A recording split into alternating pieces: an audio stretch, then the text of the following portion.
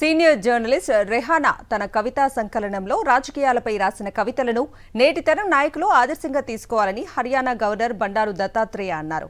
రెహానా రచించిన నదీ వాక్యం పుస్తక ఆవిష్కరణ సోమాజిగూడలోని ప్రెస్ క్లబ్లో సీనియర్ జర్నలిస్ట్ దేవులపల్లి అమర్ అధ్యక్షతన జరిగింది.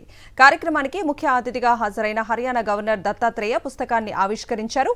అనంతరం మాట్లాడుతూ ఎవరికైతే ధైర్యం, బుద్ధి, శక్తి, పరాక్రమం ఉంటాయో వారి వెంట దేవుడు ఎప్పుడూ ఉంటాడని, అవన్నీ ఉన్న మహిళ రెహానా అని అన్నారు.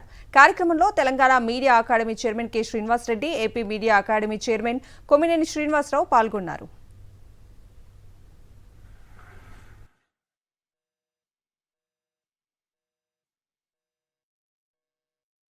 పంపించిన తర్వాత చదివిన తర్వాత నాకు చాలా సంతోషం కలిగిందని మీకు హృదయపూర్వకంగా తెలియజేస్తాం. ఒక అంశం కాదు, ప్రతి అంశం. ఎందుకంటే సాధారణంగా కవిత్వం అనేది మనసులో నుంచి వస్తుంది. కవిత్వం అందరికీ రాదు. అమర్ గారు చెప్పినారు రాయాలి కవిత్వం అని అందరితో కాదు. కవిత్వం అనేది భావంతో వస్తుంది.